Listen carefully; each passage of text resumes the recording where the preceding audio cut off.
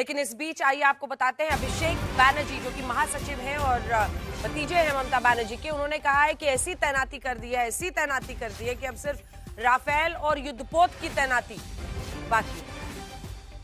जो काम पाकिस्तान के खिलाफ होना चाहिए था वो बंगाल के खिलाफ हो रहा है। टीएमसी सांसद अभिषेक बैनर्जी ने चुनावी धांधली का आरोप लगाया। अभिषेक बैनर्जी ने आरोप लगाया कि पर्यवेक्षक वोटरों को धमका रहे हैं, बाहरी लोगों को चुनाव क्षेत्र में लाया गया है। तो ममता बनर्जी हो, अभिषेक बैनर्जी हो, दोनों इस तरह के आरोप लगा रहे हैं।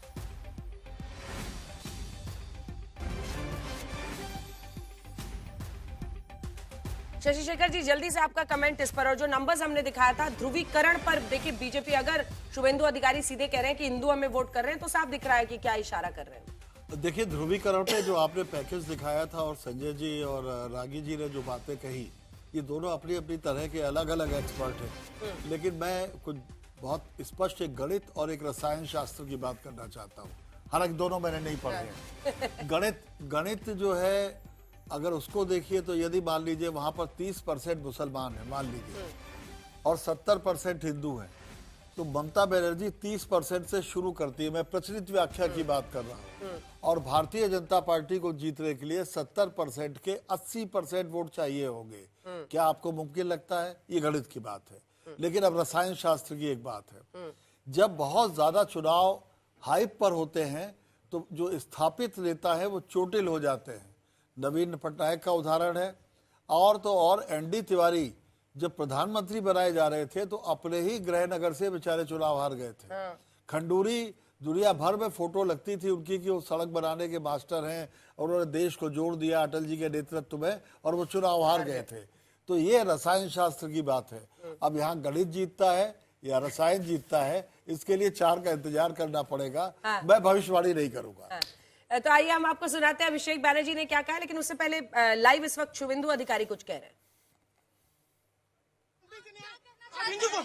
चलो चलो भाई, मेरे कैम्प में जाने कैसे बड़ा आरोप लगाया गया है शुभेंदु अधिकारी, जहां इनका ये मानना है कि ममता बनर्जी जो है वो गुंडों को लेके घूम रही है।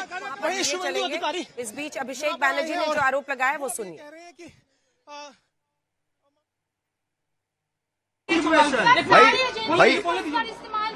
भाई आईएनएस के जो वॉरशिप है और जो रफेल है वो डिप्लॉय करना बाकी है। आप वो भी कर दो। जो चीज आपको बांग्लादेश और पाकिस्तान के खिलाफ करना चाहिए वो आप बंगाल के लोगों के खिलाफ कर रहे हो और हमें बांग्लादेशी बुलाते हो। तो जो भय और भरोसा की बात करता है, भय और आतंक के परिवेश कौन बना रहे बंगाल में, वो लोग देख रहे हैं और इसका जवाब लोग देंगे।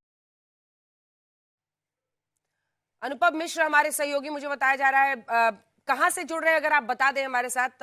अनुपम मिश्र जुड़े हुए हैं। अनुपम, अगर बड़ी तस्वीर को पूरे बंगाल की देखें, बालीगंज से, और बालीगंज से बीजेपी को इस बार बहुत उम्मीदें हैं। वहां की जो बीजेपी कैंडिडेट थी वो हमारे झालमुड़ी वाले शो में भी आई थी, जहां पर टीएमसी ने भी उनको जमकर, बड़ी उम्मीदें हैं क्योंकि 11 की 11 सीटें कोलकाता की अगर आप देखिए ममता बनर्जी ले जाती हैं, और वहां पर जो कैंडिडेट्स हैं उनके लिए डबल चैलेंज है वहां पर किसी सीट को निकालना।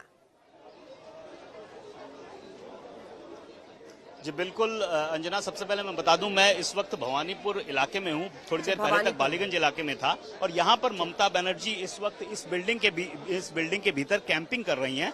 और ये वार्ड नंबर 70 है भवानीपुर का। अब थोड़ा एक्सप्लेन करना जरूरी है कि आखिर ममता बनर्जी सालों बाद, मुख्यमंत्री होने के बाद पहली बार सुबह सुबह क्यों निकली हैं, वो भी वार्ड नंबर 70 पे क्यों आई हैं। दरअसल जो भवानीपुर के 8 वार्ड हैं उनमें से वार्ड 70 जो ऐसा वार्ड है जिसने पिछले कई सालों में बीजेपी को बहुत बढ़त दिलाई है। ये नॉन बंगाली इलाका है, गुजराती, मारवाड़ी, बिहारी, पंजाबी, ऐसे लोग यहाँ पर ज्यादा संख्या में हैं, और पिछले चुनाव, उससे पहले के चुनाव में भी टोक रही हूं